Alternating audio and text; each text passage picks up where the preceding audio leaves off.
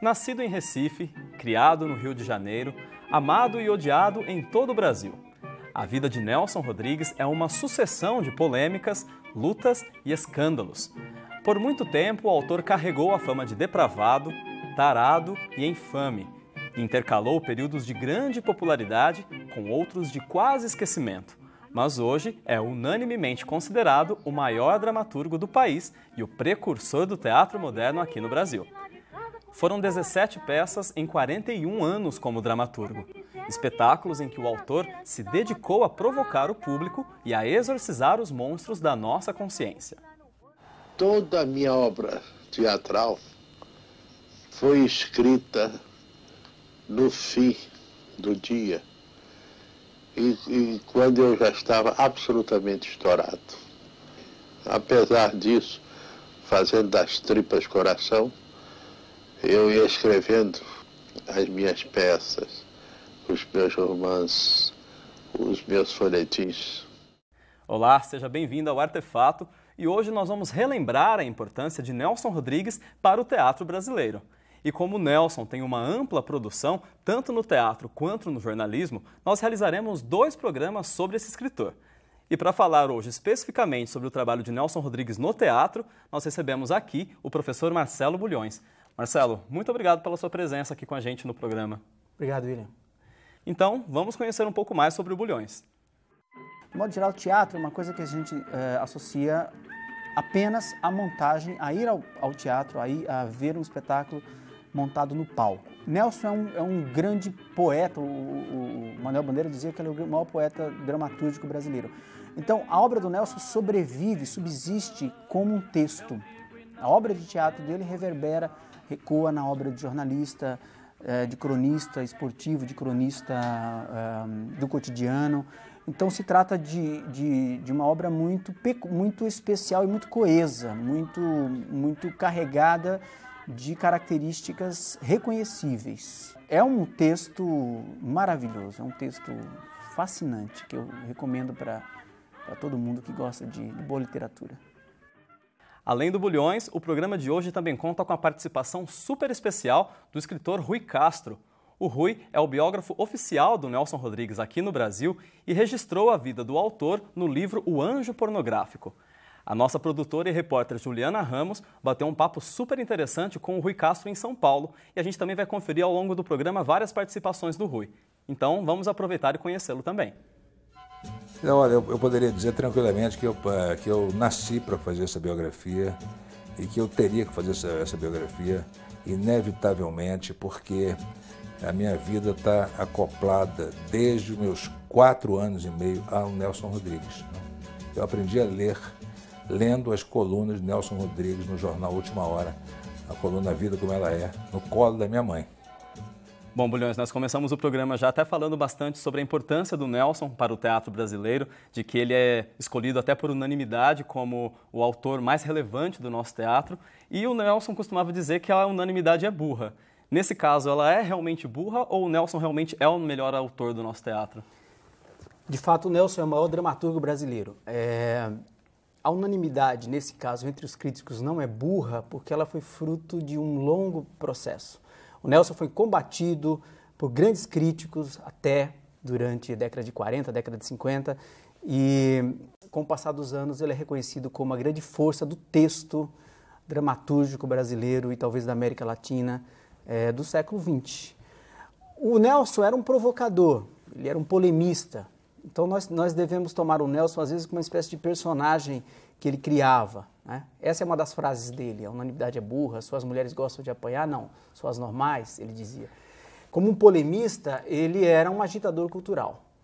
E no teatro dele, o que ele traz no teatro dele que traz essa pecha de realmente o maior autor do nosso teatro? Olha, o Nelson é o grande renovador do teatro brasileiro. Somente em 1943 é que acontece, por assim dizer, o modernismo no teatro brasileiro. E esse modernismo no teatro brasileiro acontece em dezembro de 1943, com a encenação de Vestido de Noiva. Então esse é um marco absoluto no Brasil. Depois dele nada mais seria a mesma coisa. Ele modifica o modo de fazer texto, ele modifica a estrutura do texto dramático, do texto de teatro. Ele joga o mundo das ruas, a linguagem cotidiana do brasileiro no universo teatral e faz isso de maneira incrível, porque com ele o brasileiro e o universal, o social e o psicológico, o mítico, o psicanalítico, enfim, se funde com o prosaísmo, com o cotidiano da realidade brasileira. Nós fizemos essa mesma pergunta de por que o Nelson é o maior autor do teatro brasileiro para o Rui Castro também. Vamos ver o que ele respondeu. Não se faz nenhum favor em dizer que o Nelson é o Shakespeare brasileiro. Ele é o maior dramaturgo brasileiro de todos os tempos. Ele dificilmente será superado, sabe? Não estou rogando praga nos sucessores do Nelson, mas até que apareça alguém que faça, não digo 17 peças iguais a como as que o Nelson fez, mas 2 ou 3, entendeu? Da altura do Nelson, né? Não é fácil, até pelas próprias condições do teatro na época do Nelson, né? Quer dizer, ele praticamente lutando sozinho contra toda uma estrutura, né, de amadorismo, né, de amor ao teatro, mas ao mesmo tempo um grande amadorismo, uma censura, né, absolutamente bitolada e cretina, como aliás todas as censuras, mas a censura dos anos 40, 50 e quase 60 era pior do que uma censura mais moderna, né? Bulhões, no total, o Nelson ele escreveu 17 peças e uma divisão que os críticos fazem até para conseguir entender as obras dele são dividir em 3 categorias, que são as peças psicológicas, as peças míticas e as tragédias cariocas. A gente começando pelas peças psicológicas, o que você diria que são algumas características dessa categoria? É bom dizer primeiro o seguinte, essa classificação é feita pelo Sábato Magaldi, que foi um maior crítico, né, da obra dramatúrgica mesmo, e ele mesmo ressalva que é uma classificação que tem uma finalidade didática, ou seja, existe no universo que pode ser chamado psicológico, existe o mitológico e existe também o comportamento das personagens, o que é muito típico nas tragédias cariocas. São então, categorias que se misturam exatamente, mesmo. Essas categorias elas se misturam, elas dialogam, elas não são estanques. Tampouco essas categorias elas não seguem, de fato, uma ordem cronológica. Tá? De qualquer modo, vamos lá. Naquilo que o Magaldi chama de peças psicológicas, há uma ênfase ao universo interior das personagens e o marco absoluto, como um grande exemplo disso, é de fato o Vestido de Noiva. A tragédia de Alaide é a abertura para o mundo psíquico de uma personagem que é vítima da própria sociedade.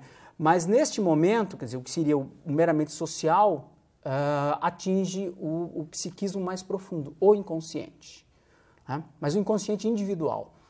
Algo semelhante acontece com Valsa número 6, algo semelhante acontece com a primeira peça do Nelson de 1941, que é A Mulher Sem Pecado. Então, quando há o social, ele aparece mais como um pano de fundo. O psicológico, o individual, né? Os dramas internos, as taras, as paixões, aquilo que está reprimido, comparece com mais força em cena. Você poderia entender muito bem a obra do Nelson, mas ficaria mais fácil de entender a obra do Nelson se você conhecesse a vida dele, né? Então, por exemplo, quando você lê a biografia, você descobre, assim, de repente, que todos aqueles maridos monstruosos, né, das peças do Nelson, aqueles maridos autoritários, né, quase que nazistas, né, terríveis, né, ou aqueles pais dominadores, né, e que se faziam assim de homens, né, de uma pureza quase inalcançável, né, dando um exemplo, exigindo, cobrando da sua família aquela coisa, era o pai dele, né? Ou então quando você vê, por exemplo, que aquelas irmãs que ele bota aquelas tias que ele bota nas peças, né, uma delas, as tias do Senhora dos Afogados, que são de uma castidade fanática, né, que não dormem porque não querem sonhar, entendeu? Não dormem para não sonhar, né? Passam meses sem dormir. São as irmãs do Nelson. Quer dizer, você vê os parentescos ali com muita nitidez. Bom, então, só complementando, o Bulhões já adiantou 3 nomes das peças psicológicas do Nelson. Então, além de A Mulher Sem Pecado, Vestido de Noiva e Valsa número 6, também compõem essa categoria as peças Viúva, Porém Honesta e Ante-Nelson Rodrigues. No próximo bloco, a gente continua o papo sobre Nelson Rodrigues e vamos falar bem sobre Vestido de Noiva, que é essa peça tão importante das peças escritas por ele. A gente já volta.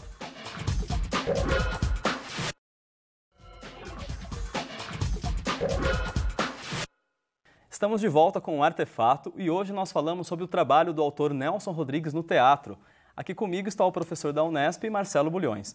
Bulhões, a gente já até começou a falar de alguma forma no bloco anterior sobre Vestido de Noiva, que é uma peça tão importante entre todas as escritas pelo Nelson Rodrigues. E, além dos aspectos psicológicos que você citou, o que na encenação de Vestido de Noiva fez ela ser realmente considerada o marco zero do nosso teatro moderno? Existe uma estrutura revolucionária em Vestido de Noiva. A peça tem 3 planos, né? A memória, a alucinação e o delírio. A memória, a realidade, desculpe, e o delírio. O ponto o ponto central é a realidade. A vida de Alaíde, a morte de Alaíde, e a partir daí deflagram-se os outros 2 planos, a alucinação e a memória. No entanto, esses planos não são isolados um dos outros, eles começam a se misturar. Essa divisão da estrutura cênica no texto corresponde a uma engenhosíssima divisão estruturada no palco, né? E o Ziembinski foi o grande encenador desse espetáculo. Até o Ziembinski, ele era um polonês, né, que ele veio ao Brasil, ele tinha vindo ao Brasil e acabou montando essa peça, e ele também acabou gerando uma profissionalização do nosso teatro na época, né? O teatro na época era muito baseado na figura do astro, né, do galã muitas vezes e tal. Com o Ziembinski, com os comediantes, que era o grupo que ensinou Vestido de Noiva, você tem a noção de equipe, de um grupo de atores fazendo um grande espetáculo. E uma extrema valorização dos aspectos cênicos, iluminação, o cenário do Santa Rosa, que foi, né, o aspecto cênico do próprio cenário. O Ziembinski trouxe o expressionismo típico da cultura alemã, no caso, mas ele embora como polonês, ele evidentemente tem essa influência. E o expressionismo do Ziembinski com o texto do Nelson funcionaram muito bem. Vestido de Noiva, eu chegava todo dia do trabalho, jantava, e a partir de 10, 10 e meia escrevia até meia-noite. Então eu escrevia um ato por dia. E assim saiu o Vestido de Noiva, que foi a peça de maior agrado que eu escrevi. As outras foram intensamente controvertidas, provocaram as mais violentas discussões. Eu procuro dizer o que sinto e o que penso. Isso é muito duro. Logo após o Vestido de Noiva, que foi a segunda peça do Nelson, ele escreveu Álbum de Família, que é a primeira, cronologicamente, seria a primeira peça que a gente encaixaria na categoria das peças míticas. Como que que características tem essas peças míticas? As míticas é o seguinte, sai o cenário mais aparente da realidade e entra a dimensão que a gente pode chamar de mitológica, mas mitológico no sentido mais amplo, que engloba o que a gente chama de arquétipos, o inconsciente coletivo, mas sai muito essa dimensão da realidade aparente. Em Álbum de Família, a gente tem uma família isolada do mundo. Não se vê mais, não existem mais os contornos da vida social. Esta família se basta a si mesma, praticamente, as suas relações. E as suas relações fazem aflorar, sobretudo, né, o tema do incesto, e fazem aflorar as dimensões psicológicas muito profundas e basicamente universais, mitológicas, coletivas. Isso também continua com Doroteia, continua mesmo com Senhora dos Afogados, quer dizer, é o Nelson Rodrigues menos retratista social. Que o retrato social já aparece em Vestido de Noiva e vai aparecer principalmente nas tragédias cariocas, né? E essas peças são as mais desagradáveis, ele mesmo dizia isso, que é o teatro desagradável. As que mais incomodaram, Álbum de Família foi uma peça extraordinariamente polêmica, né? Foi o Nelson puxou o tapete da vida moral brasileira, chutou o pau da barraca, se a gente quiser usar essa expressão, né? A partir dali ele vai ser cada vez mais odiado pelos moralistas. E ela é tão polêmica que Álbum de Família ela foi escrita em 1946, né? Censurada pelo governo e só foi liberada para ser montada nos palcos A primeira vez em 1965, 21 anos depois. Muito tempo, muito tempo. O Rui Castro, inclusive, falou sobre isso pra gente, veja só. Então, quando você vê, por exemplo, a peça Álbum de Família, em que você tem a mãe tem uma paixão física por um filho com quem ela tem um caso amoroso, tem uma paixão física com outro filho que não tem, esse filho enlouquece. O pai tem uma fixação física pela filha que, como não pode consumar, resolve transar com meninas da idade dela, porque não pode ter a filha. Os irmãos e irmãs são todos apaixonados fisicamente entre si. Bom, isso é o Álbum de Família, a peça que ficou proibida há 22 anos. Na época, né, quer dizer, até os grandes críticos de teatro e de literatura da época diziam assim, tá vendo, isso é um absurdo, imagina se a família não existe uma família como essa. Claro que não existe, né? O que existe é a grande família humana, né? Essa era a ideia do Nelson, né? Quer dizer, mas isso que hoje nos parece óbvio, na época não era tanto. Então, a censura, inclusive, e alguns intelectuais, né, etc., que na época ficaram a favor da polícia contra o Nelson, né, quer dizer, não estavam equipados para ver certas coisas na época. Bulhões, até pelo que você expôs para a gente do Álbum de Família, do que a gente viu no depoimento agora do Rui Castro, a gente tem a impressão de que essa fase mítica é a fase mais pesada do Nelson Rodrigues. Realmente tem esse peso todo? É a fase mais densa do Nelson. É a fase que suscita mais polêmica e, ao mesmo tempo, talvez maior riqueza interpretativa. Isso não significa dizer que na fase da tragédia carioca não haverá o elemento psicológico profundo. Mas aí é muito menos o dramaturgo que quer se comunicar imediatamente com o público e muito mais aquele que traz desafios ao público. Doroteia é uma espécie de teatro do absurdo. Em Doroteia há uma personagem, bom, são 3 mulheres que vivem numa casa sem portas, elas têm uma prima que é muito bela, que é a própria Doroteia, e uma delas tem um noivo que é representado por uma bota. Poxa, uma bota é um personagem. Isso é alguma coisa que o teatro do absurdo fazia, claro, de um modo geral, na Europa, mas no Brasil era alguma coisa inimaginável. Bom, até acredito que a gente tenha citado todas as peças que fazem parte dessas peças míticas, mas só reforçando, então, são Álbum de Família, Anjo Negro, Doroteia e Senhora dos Afogados. No próximo bloco, o último bloco do Artefato sobre Nelson Rodrigues no teatro, nós falamos sobre as tragédias cariocas. Não saia daí.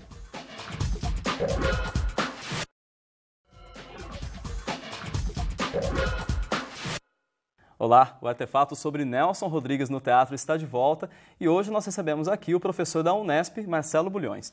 Bulhões, a partir da década de 50, o Nelson deu início às peças que ficaram conhecidas como as tragédias cariocas. Quais são as características dessas peças? O Nelson, ele começou a fazer A Vida Como Ela É, né, que é uma série de crônicas sobre o comportamento das classes suburbanas do Rio de Janeiro. Ora, as tragédias cariocas são muito isso. É uma espécie de retratista social. Os tipos, as tramas, é um universo bem conhecido de cunhadas que se apaixonam por maridos, de sogras que estão lutando com filhas. Este universo mais aparente, mais de costumes, é o que prevalece nas tragédias cariocas. A tragédia aí não tem tanto exatamente o sentido grego, ele refunde esse sentido, embora sempre tenha o componente do terrível, da morte, trágico, principalmente, a né, morte, do inevitável. Né? Mas é muito mais o costumbrista, né, o retratista social, do que o autor mítico das peças anteriores. Das 17 peças que o Nelson escreveu, 8 são tragédias cariocas. Então, quase metade das peças que ele escreveu são dessa categoria, né? São as peças A Falecida, Perdoa-me por Me Traíres, Os 7 Gatinhos, Boca de Ouro, O Beijo no Asfalto, Bonitinha Mais Ordinária, Toda Nudez Será Castigada e A Serpente. Guardando a diferença de Vestidos de Noiva, que teve uma grande repercussão, é a fase em que o Nelson mais se comunica com o público. Essas peças têm uma grande repercussão junto ao público. É o maior sucesso dele? Exatamente. Não por acaso elas foram trazidas para o cinema. Né? Boa parte dessas obras foram adaptadas para o cinema. O Leon Risman fez A Falecida. Né? A Falecida é a primeira peça das tragédias cariocas e, de certo modo, é um segundo Vestido de Noiva, no sentido de ser um novo marco, 10 anos depois do Vestido de Noiva. O Jabor fez, né, Toda Nudez Será Castigada, e outras foram com adaptações cinematográficas de melhor qualidade estritamente cinematográfica, mas é a fase, de fato, em que ele mais se comunica com o grande público. Dessas 8, quais você considera assim que são as mais importantes, as mais relevantes dessas 8? Bom, eu destaco A Falecida por ser a que traz, que começa o ciclo das tragédias cariocas, né? É difícil dizer que uma seja melhor do que a outra, mas eu trago isso como um critério. A Falecida, ela recoloca Nelson Rodrigues no teatro com muita força. Não estou dizendo que se trata de uma peça melhor do que as peças míticas, mas com uma grande força, né? E inaugura uma vertente de grande exploração dos tipos sociais e as obsessões que se reconhecerão em várias outras tragédias cariocas. Eu acho que por esse critério, sim, A Falecida é um marco. Bulhões, por tudo que a gente conversou, acho que fica muito claro que Nelson é um autor muito difícil de ser montado por essas nuances, por toda essa profundidade que envolve as peças deles, os sentimentos contraditórios. A gente foi conversar com um diretor e uma atriz de teatro para saber como é esse desafio de montar Nelson Rodrigues. Veja só.